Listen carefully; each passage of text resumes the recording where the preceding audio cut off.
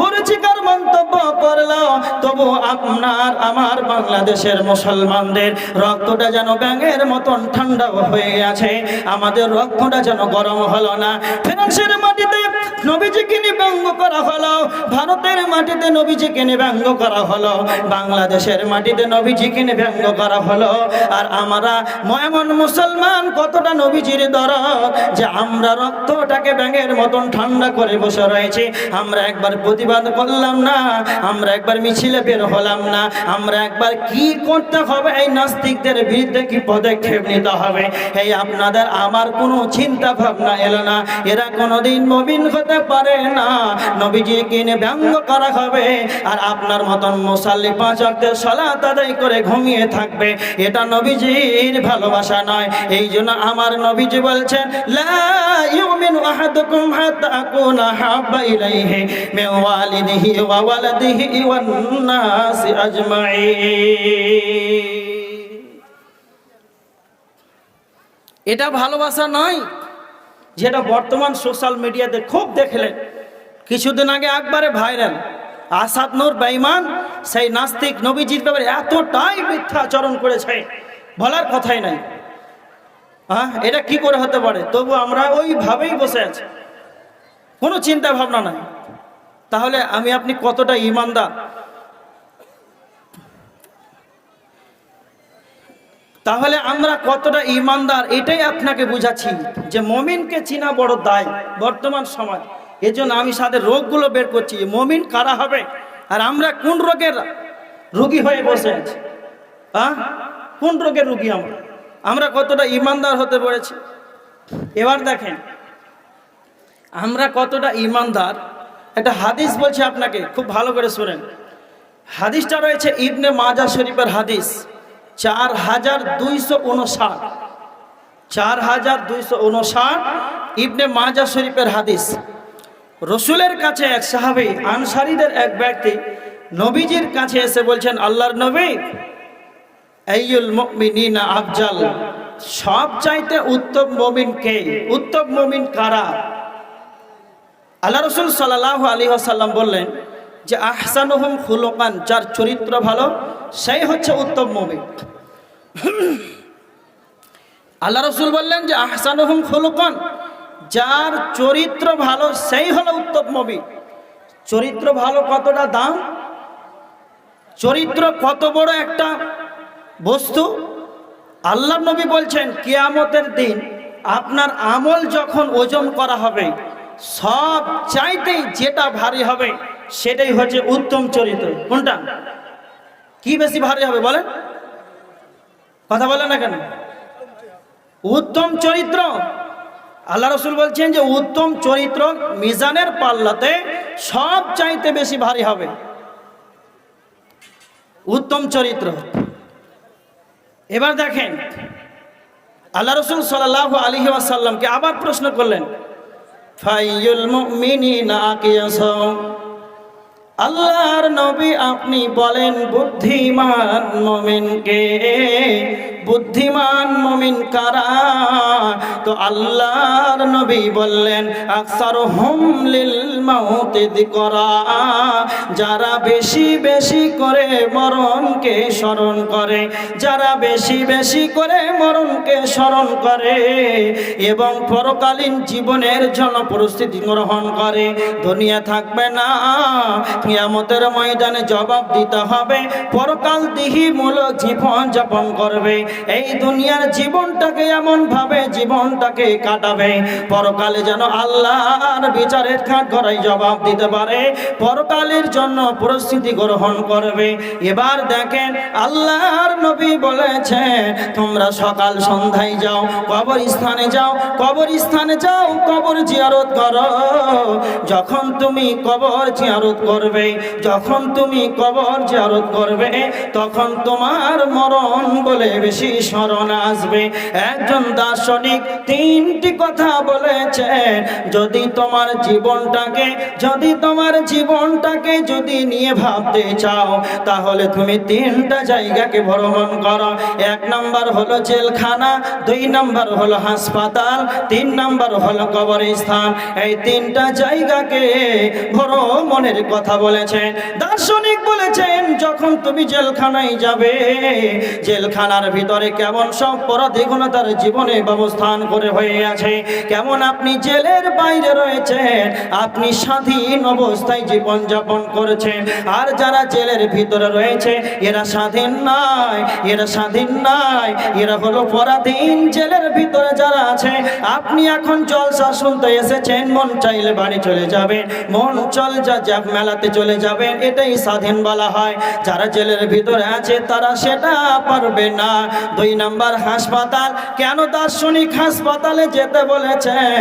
হাসপাতালে যাওয়ার মানে এটাই, যখন আপনি হাসপাতালে যাবেন, কত রোগী অ্যাক্সিডেন্ট হয়ে ট্রাক তার উপরে চেপে গিয়েছে, 206টা হাড় যেন তার চুরমার হয়ে আছে, বাপরে মারি করে চিৎকার করছে। হাসপাতালে যখন যাবেন, কত রোগীর অপারেশন চলছে, বাপরে মারি করে চিৎকার করছে। যখন আপনি হাসপাতালে যাবেন, তখন আপনি বুঝতে পারবেন সুস্থ শরীর কত বড় আল্লাহর নিয়ামত, রোগী কত বড় কষ্টের ভিতর রয়েছে, সুস্থ শরীর তখনই আপনি বুঝতে পারবেন এর কতটাই মূল্য রয়েছে। নাম্বার 3, কবরস্থান কেন যেতে বলেছেন? কবরস্থান এই জন্যই যেতে বলেছেন, আজকে আপনারা 2-4 জন বন্ধু মিলে জলসায় এসেছেন, এর বিগত আর আগামী বছরে 8 জন এসেছিলেন, 2 জন মারা গিয়েছে। যখনই আপনি কবরস্থানে নীরব না করে যাবেন, আর তাদেরকে দেখে দেখে আপনার স্মরণ হবে। আমার পাশে আইলপাড়া জামিয়া মসজিদের জলসা শুনতে আমার পাশেই বসেছিল, আমাদের জুমার মসজিদ আমার পাশেই খুতবা শুনেছিল, আমার পাশেই একসঙ্গে আমরা 2 জন চা খেয়েছিলাম। শুধু তার আত্মাটি বেরিয়ে গিয়েছে, তার জন্যই কবরে নীরব নগরে একাই পড়ে আছে। সেখানে তার কোনো খবর আসেও না, তার কোনো খবর যায়ও না। আজ আমার আত্মা রয়েছে, হায়াত রয়েছে, এই হায়াতের কারণে আমার কতটা মূল্য রয়েছে, তখন আপনি বেশি বেশি করে বুঝতে পারবেন। যখন আপনি কবরস্থানে যখন আপনি যাবেন, তখন আপনার মরণকে বলে বেশি বেশি করে স্মরণ আসবে। এবার দেখেন, বেশি বেশি মরণকে স্মরণ করার কথা নবীজি বলেছেন। তিরমিজি শরীফের হাদিস 2307 নম্বর হাদিস, তিরমিজি শরীফের হাদিস 2307 নম্বর হাদিস। আবু হুরায়রা রাদিয়াল্লাহু তাআলা আনহু বর্ণনা করেছেন, আল্লাহর নবী বলেছেন, আকসিরু যিকরা, তোমরা বেশি বেশি করে স্মরণ করো, তোমরা বেশি বেশি করে স্মরণ করো, ইয়ানিল মউত, মউতকে বেশি বেশি করে স্মরণ করো। আল্লাহর নবী নিজেই মউতকে বেশি বেশি করার স্মরণ করার কথা বলেছেন। কেন কেন কেন নবীজি মরণকে স্মরণ করার কথা কেন বললেন? এর কারণ হলো, নবীজি শেষ অংশে তিনি বলেছেন, হাদিমিল্লাযাত, মরণ এমন একটা সাবজেক্ট, মরণ এমন একটা বস্তু যা পৃথিবীর ঐশ্বর্যবানের চাকচিক্যন যতগুলো মজা আছে, যতগুলো স্বাদ আছে, এগুলো সমস্ত স্বাদকে ধ্বংস করে দেয়। সেটাই হলো মত। যখন তুমি মতকে নিয়ে বেশি বেশি করে ভাববে, দুনিয়ার স্বাদটা তোমার কাছে ধ্বংস হয়ে যাবে। যখন তোমার কাছে দুনিয়ার স্বাদ যখন ধ্বংস হয়ে যাবে, তখন তোমার আল্লাহর ইবাদত করতে মনোযোগ লাগবে। এবার দেখেন, দুনিয়ার ধ্বংস যখন শেষ হয়ে যাবে, হারিস বিন মালিক রাদিয়াল্লাহু তাআলা আনহুকে নবীজি বলছেন, হারিস, তোমার সকাল বেলাটা কিভাবে কেটেছে? হারিস, তুমি বলো, তোমার সকাল বেলাটা কিভাবে কেটেছে তুমি বলো। হারিস বিন মালিক নবীজিকে বলছেন, ইয়া রাসূলুল্লাহ, আল্লাহর নবী, আমার সকাল বেলাটা প্রকৃত মুমিন হিসাবে কেটেছে। আল্লাহ নবী তখন বললেন, হারিস, প্রত্যেকটা কথার ভিতরে সত্যতা লুকিয়ে থাকে, প্রত্যেকটা কথার ভিতরে হাকিকাত লুকিয়ে থাকে।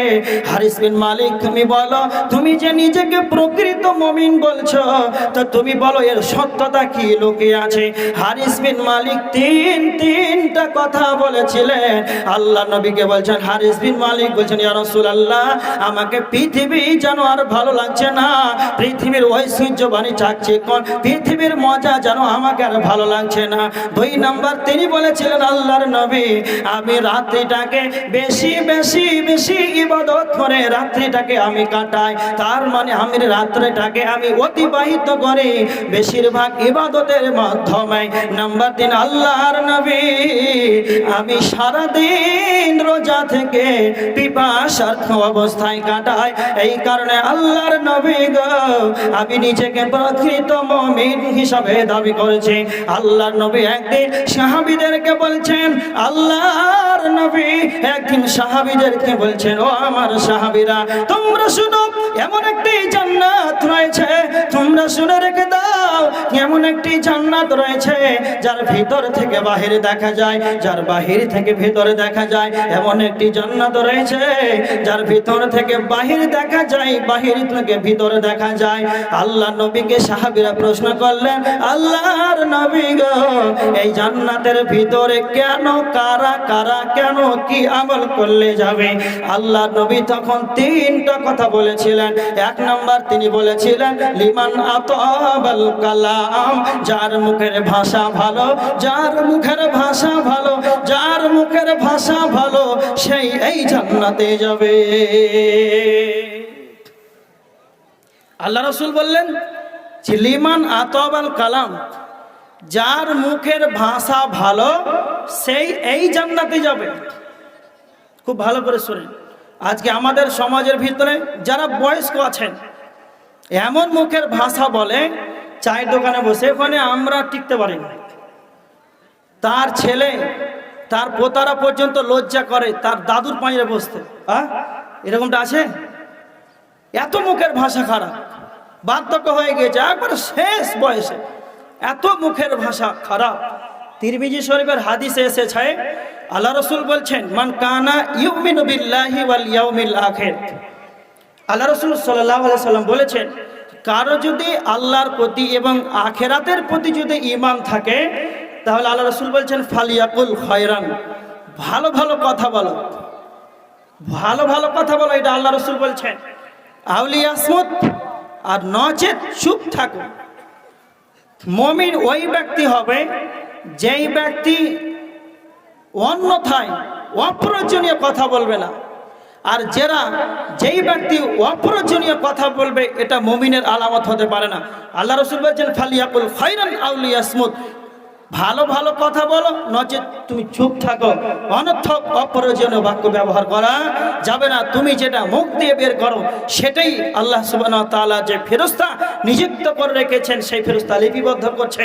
এই কারণে মুমিন সব সময় খেয়াল রাখবে, আমার মুখের যা ভাষা, আমার যা কাজ, আমার যা কর্ম, সমস্ত কিছু ফেরেশতারা লিপিবদ্ধ করছে।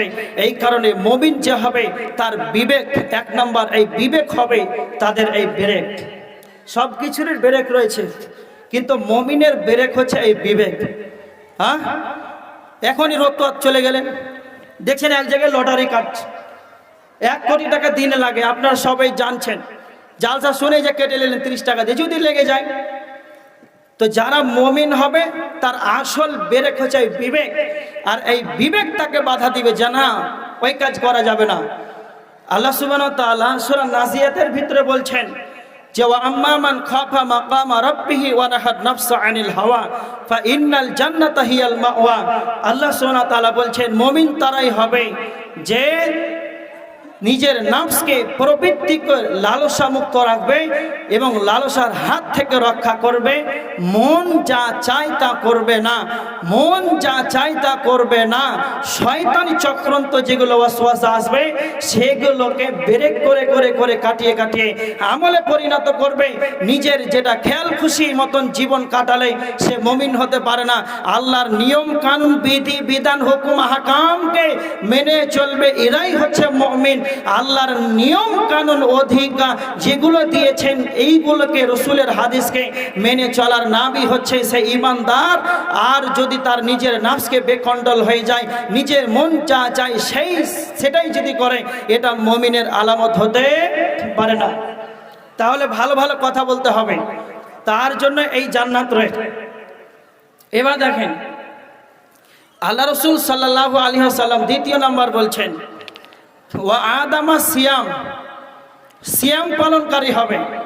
সিয়াম আল্লাহ নবী বলছেন সিয়াম পালনকারী হবে, তার মানে রমজান মাসের সিয়াম এটা হলো ফরজ, রমজান মাসের সিয়াম এটা হলো ফরজ। এই রমজান মাসের সিয়াম এটা ব্যতীত মুমিন যারা হবে রে নফল সিয়াম বেশি বেশি করে পালন করবে, এই বেশি বেশি যারা সিয়াম পালনকারী হবে তাদের জন্য এই জান্নাতটা রয়েছে। নাম্বার 3, আল্লাহর নবী বলেছেন ওয়া সাল্লা বিল্লাইলি ওয়ান নাসু নিয়াম, ওয়া সাল্লা বিল্লাইলি ওয়ান নাসু নিয়াম।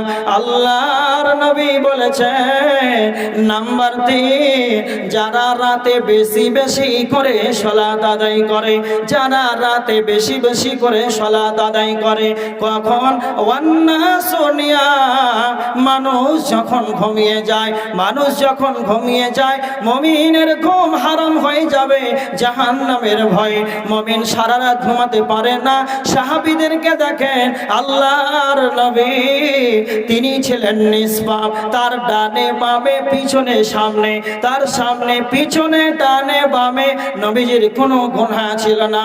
আল্লাহর নবী তিনি ছিলেন নিষ্পাপ, তবুও আল্লাহর কাছে দিনে 70 কিংবা 100 বারের অধিক আল্লাহর কাছে ক্ষমা চাইতেন।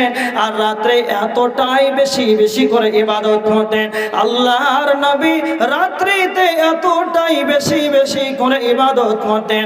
আল্লাহর নবী সালাতে যখন দাঁড়াতেন এত লম্বা লম্বা কিরাত করতেন।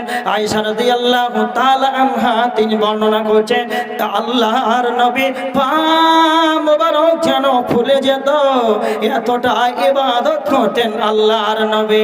তার মানে তাদের জান্নাতের সার্টিফিকেট পেয়েছে, সাহাবীরা জান্নাতের সার্টিফিকেট পেয়েছে রাদিয়াল্লাহু আনহুম ওয়া রাদওয়ান। আল্লাহ তাদের প্রতি সন্তুষ্ট, তারাও আল্লাহর প্রতি সন্তুষ্ট, তারাও আল্লাহর প্রতি রাজি, আল্লাহও তাদের প্রতি রাজি। তবুও তারা সারা রাত জেগে জেগে পা ফুলিয়ে ফুলিয়ে ইবাদত করেছে তারা জান্নাতের সার্টিফিকেট পাওয়ার পর। আর আজকে আমরা হতভাগা মুসলমান, আজকে আমরা জাহান্নামের কোনো ভয় নাই, মরার কোনো প্রশ্নই তো নাই, মরার পর কি হবে এটাও ধ্যান ধারণা নাই। এরা কিভাবে মুমিন হতে পারে? মুমিন তারাই হবে রে সারা গ্রামের সারা পাড়ার মানুষ যখন ঘুমিয়ে যাবে, কেউ নাই জেগে নাই, ওই সময় একাই উঠে যাবে গভীর রজনীতে। গভীর রজনীতে যখন উঠে যাবে তওবাকারী হয়ে যাবে। আল্লাহ সুবহানাহু ওয়া তাআলা সূরা তাওবার 112 নম্বর আয়াতের ভিতর আল্লাহ বলছেন মুমিনের গুণ হবে আত-তাইব, মুমিন তওবাকারী হবে। কেন কেন কেন? মানুষ মাত্রই গুনাহ হবে, মুমিনের ধারাতে গুনাহ হতে পারে কেন? আল্লাহর নবী বলেছেন, আল্লাহ নবী বলেছেন মিশকাত শরীফের হাদিস 2341 নম্বর হাদিস, আনাস রাদিয়াল্লাহু তাআলা আনহু বর্ণনা করেছেন আল্লাহর নবী বলেছেন কুল্লু বনি আদম খাতাউন, প্রত্যেক আদম সন্তান হলো পাপী, প্রত্যেকটা আদম সন্তানই হলো পাপী। ওয়া খায়রুল খাতাইনা তাওয়াবুন, আর উত্তম পাপীকে যে পাপ করার পর আল্লাহর কাছে ক্ষমা চাইবে, উত্তম পাপীকে যে আল্লাহর কাছে ক্ষমা চাইবে। মুমিনের দ্বারাতে পাপ হয়ে যেতে পারে, সবার দ্বারাতে আদম সন্তানের দ্বারাতে পাপ হয়ে যেতে পারে, কিন্তু মুমিন যে হবে পাপ করার পর সে স্থির থাকবে না, সে চঞ্চলময় হয়ে যাবে। সাহাবীদের জীবনে দেখেন, সাহাবীরা পাপ যদি হয়ে গিয়েছে নবীজিকে এসে বলে দিয়েছে এসেছে, আল্লাহর নবী আমি অমুক অমুক আমার দ্বারাতে পাপ হয়ে গিয়েছে।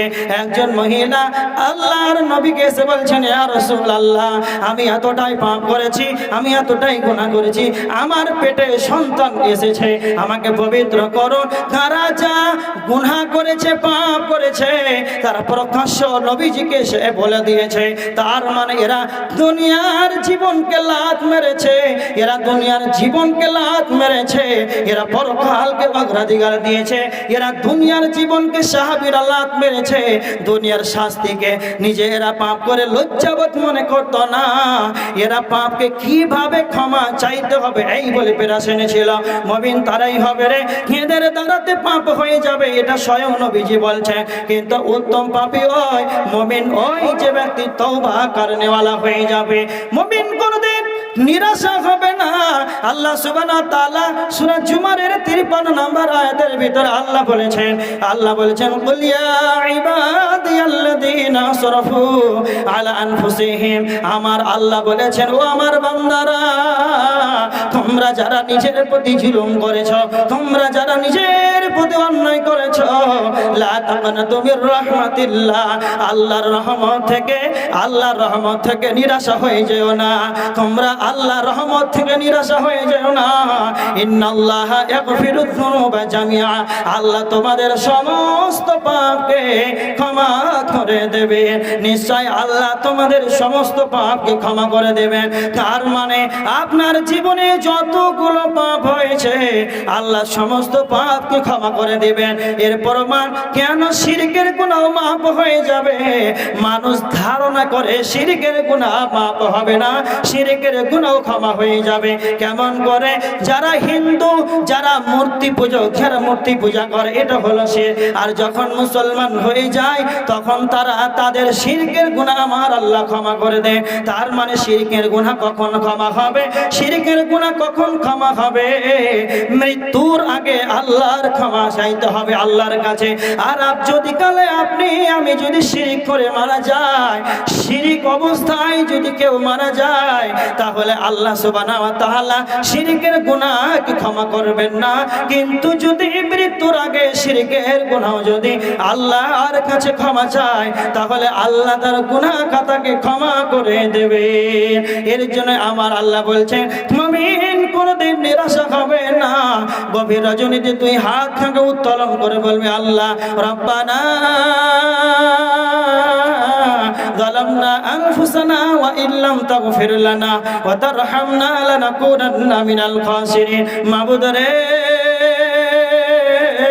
নিজের আত্মার প্রতি জুলুম করেছি, নিজে অন্যায় করেছি, তুমি ক্ষমা করো। যদি তুমি ক্ষমা না করো তাহলে আমরা ক্ষতিগ্রস্তদের অন্তর্ভুক্ত হয়ে যাব। আল্লাহর কাছে দুই হাত থেকে উত্তোলন করে বলেন, আস্তাগফিরুল্লাহ আস্তাগফিরুল্লাহ আস্তাগফিরুল্লাহাল্লাযী লা ইলাহা ইল্লা হুয়াল হাইয়ুল কাইয়্যুম। বলেন আস্তাগফিরুল্লাহাল্লাযী লা ইলাহা ইল্লা হুয়াল হাইয়ুল কাইয়্যুম। সাগর পরিমাণ, পৃথিবী পরিমাণ যদি আপনার গুনাহ হয়ে থাকে, তবু আল্লাহ ক্ষমাশীল, তিনি হলেন গফুরুর রহিম। আল্লাহ আপনার জীবনের গুনাহকে ক্ষমা করে দিবেন। আল্লাহ প্রত্যেকদিন সপ্তম আসমান থেকে প্রথম আসমানে নেমে আসে। আল্লাহ বলেন, উদউনি আস্তাজিব লাকুম, তোমরা আমাকে ডাকো, আমি তোমাদের ডাকে সাড়া দেব। তোমরা আমার কাছে চাও, তোমরা যা যা চাইবে আমি আল্লাহ তোমাদেরকে তা তা দেব। আল্লাহ সুবহানাহু ওয়া তাআলা বান্দার প্রতি কতটি দয়া রয়েছে, আল্লাহ তার বান্দার প্রতি কতটি মায়া রয়েছে। আল্লাহ সপ্তম আসমান ভেদ করে বান্দার জন্য প্রথম আসমানে নেমে আসেন। আর বেঈমান হতভাগা মুসলমান, এদের সকাল হয় 9:30টার সময়, এরা তার নিজের পাপ করার পর নিজে আল্লাহর কাছে ক্ষমা চাইতে পারল না। মানুষ গুনাহের কারণে জাহান্নামে যাবে না, মানুষ গুনাহের কারণে জাহান্নাম যাবে না, মানুষ গুনাহের কারণে জাহান্নাম যাবে না। কেন কেন কেন? আল্লাহর নবী নিজেই বলেছেন প্রত্যেকটা আদম সন্তানই পাপে। তো পাপ করার কারণে মানুষ জাহান্নামে যাবে না। কেন জাহান্নামে যাবে? কেন জাহান্নামে যাবে? কেন জাহান্নামে যাবে? মাপ না চাওয়ার কারণে, তওবা না করার কারণে, আল্লাহর কাছে ক্ষমা না চাওয়ার কারণে মানুষ জাহান্নামে যাবে। তওবা না করার কারণেই মানুষ জাহান্নামে যাবে। আমি এখনই বললাম যে মানুষ পাপ করার কারণে জাহান্নামে যাবে না। কিসের কারণে যাবে? কথা বলেন। তওবা না করার কারণে। বুঝতে পারলেন? এর প্রমাণ আপনাকে বুঝিয়ে দিই। যদি আপনাকে একটা ঘটনা শোনাই, সুস্পষ্ট সব কিছু বুঝতে পারবেন। আপনাকে বলছি, দেখেন, আমরা অবগত আছি হযরতে আদম আলাইহিস সালাতু ওয়াস সালাম, আল্লাহ সুবহানাহু ওয়া তাআলা জান্নাতের ভিতরে তাকে সৃষ্টি করলেন। আল্লাহ সুবহানাহু ওয়া তাআলা বললেন যে ওয়া ইয়া আদম উসকুন আনতা ওয়া যাওজুকাল জান্নাতা ওয়া কুলা মিনহা রাগাদান হাইসু শিতুমা।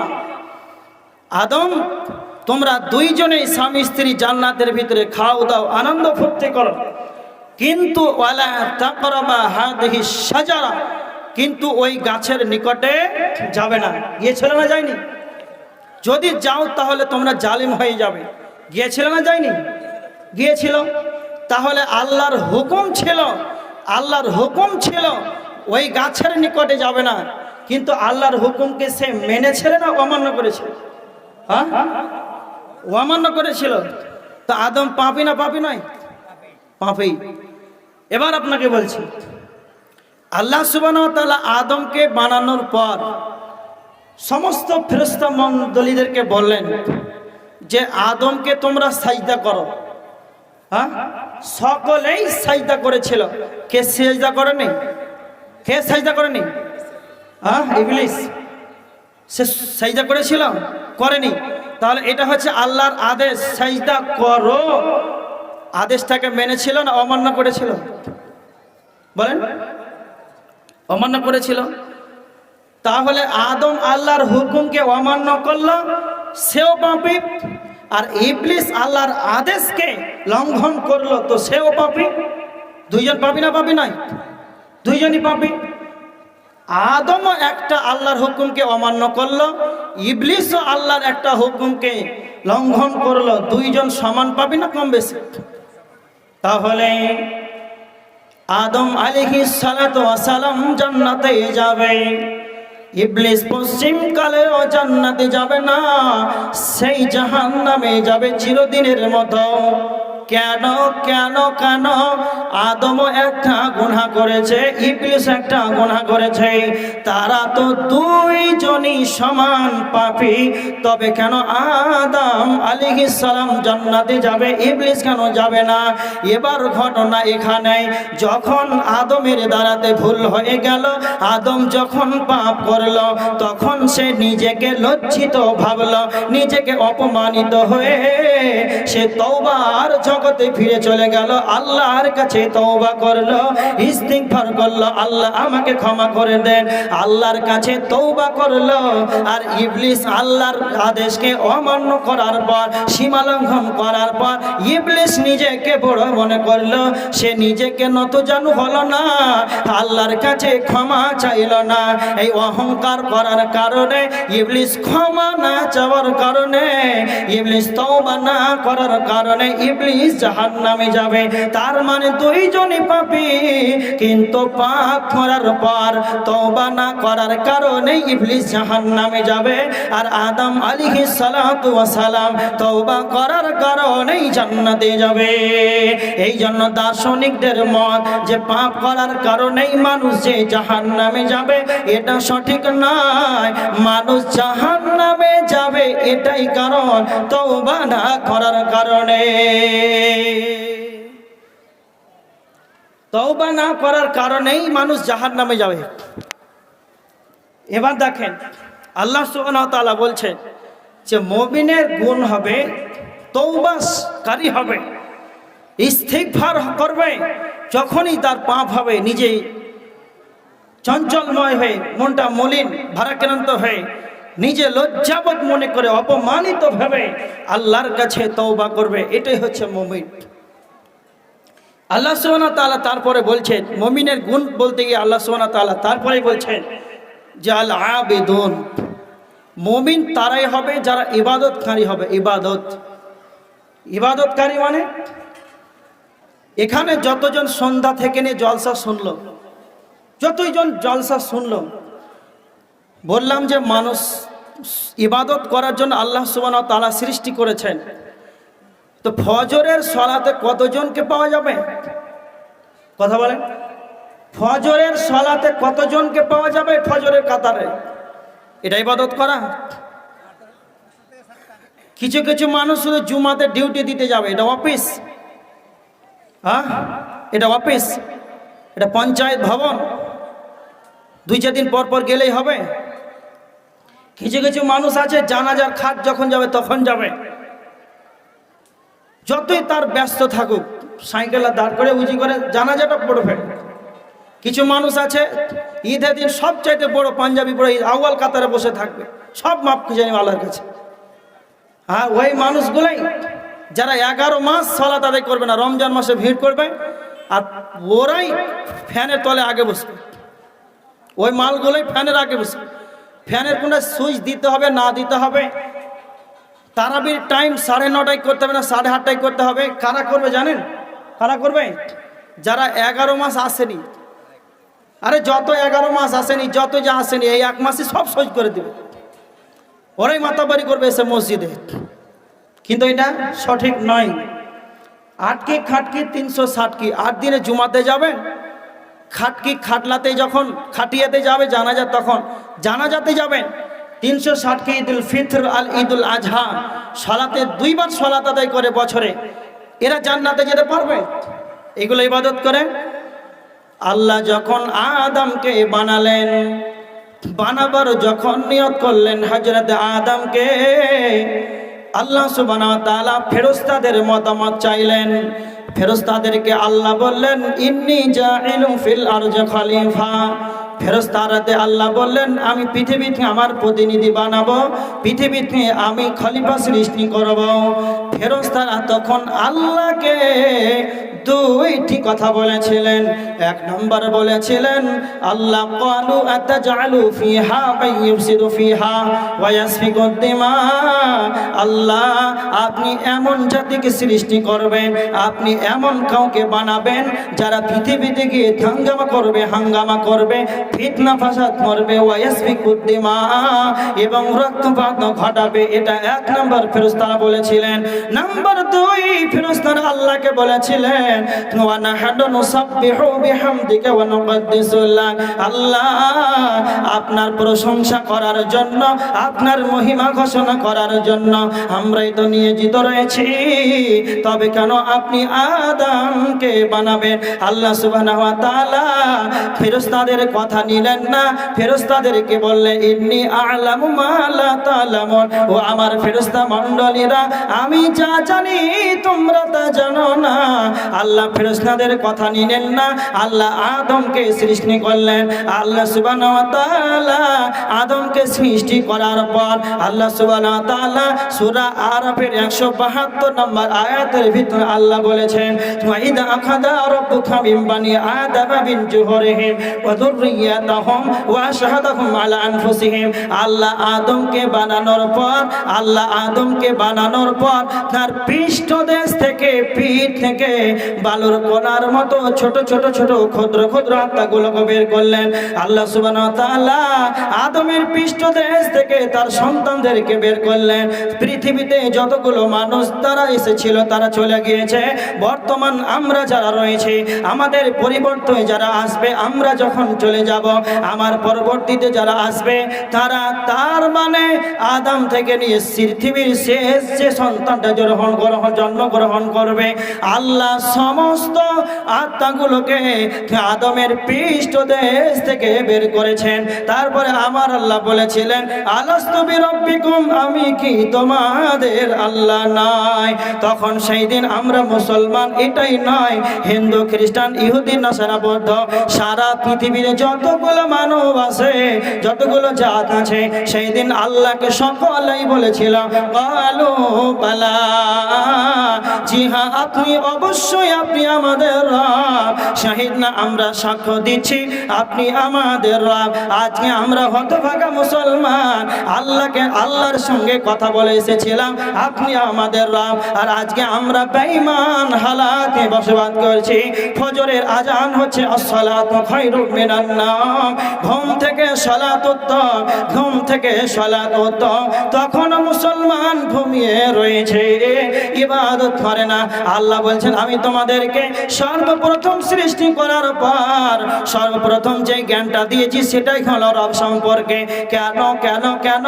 আল্লাহ বলছেন তাকুলু ইয়াউমাল কিয়ামাতি ইন্না কুন্না আন হাদা গাফিলিন।